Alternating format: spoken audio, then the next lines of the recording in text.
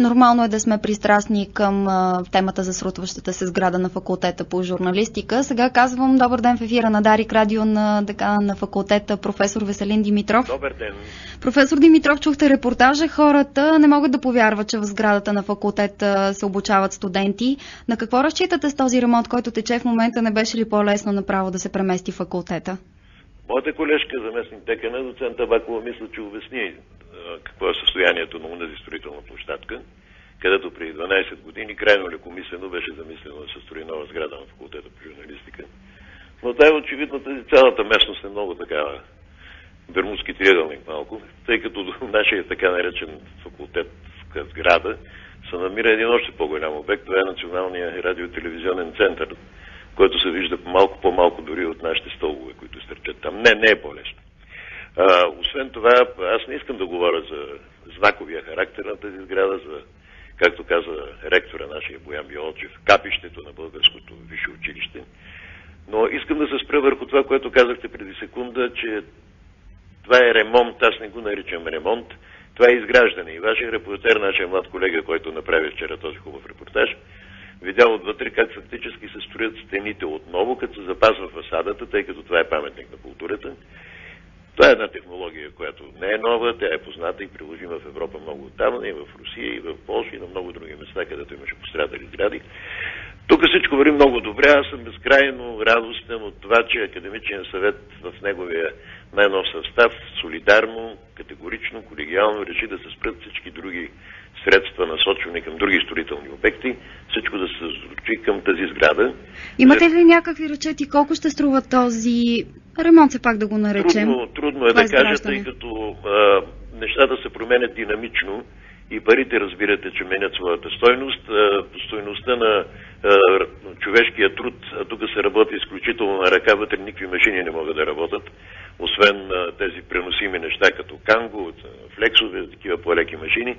А на каква помощ друга ще разчитате? Знам, че е обявена национална кампания. С ректора Пръв и аз след него на една пресконференция преди няколко дни обявихме национална спонсорска акция. И както е казано, по 1 лев някой да даде, пак е добре, въпреки че биха могли и по-големи суми да се отделят. Има ли вече реакция? Би трябвало тази сутрин да сте имали на гости депутати, трогнали се от рушащата се сграда на факултета? Тази сутрин ми дойде на гости един депутат, и то от Комисията по образованието и науката, и водихме с него един много полезен разговор до преди половин час.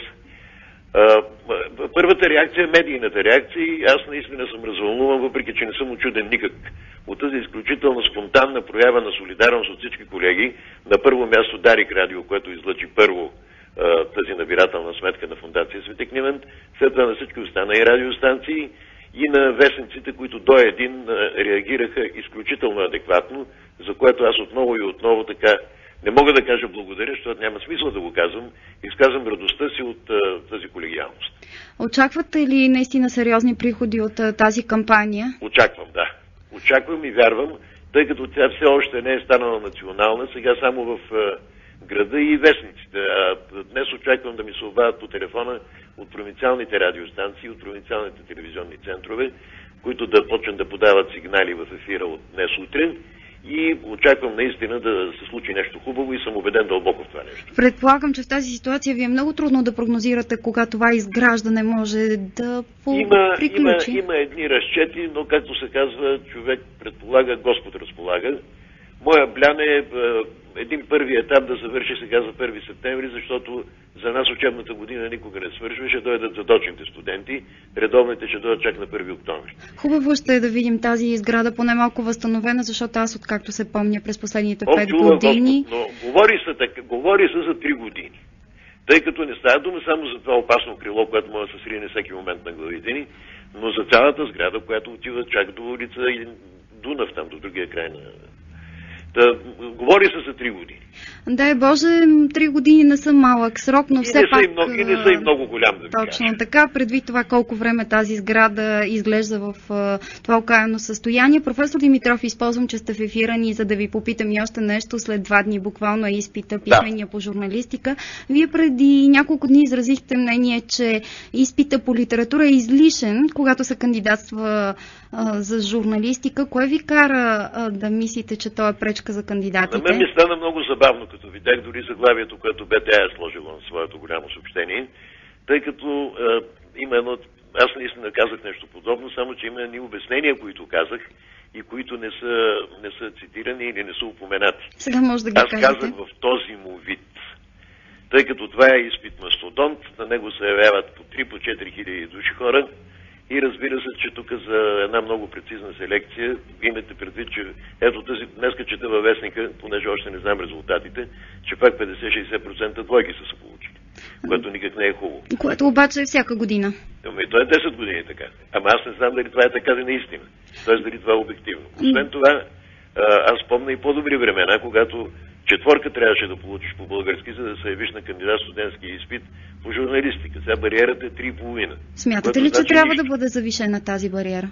Трябва да бъде завишена, за да може поне да имаме някаква гаранция, че грамотни хора, ако не друго, ще се явят по-нататък вече в такива деликатни и сложни области да кандидатстват, каквато е журналистика. А не мислите ли, че изпита по журналистика, писмения и този по литература са съвсем различни като насоченост и като провокиране на мисленето? Абсолютно. И не би трябвало той да бъде цетка, изпита по литература, имам предвид? Абсолютно са различни. Въпрос дали е цетка, дали не.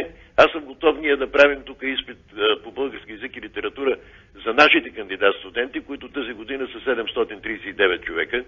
Те са заявили, че искат да следват да кандидатстват за журналистика. 739 човека никак не е малко. Що да не се направи за тях един отделен изпит по български език и литература? Още повече, че сега изпита по български език и литература, това е едно от моите така критични схващания по въпроса, е изпит за литературни историци.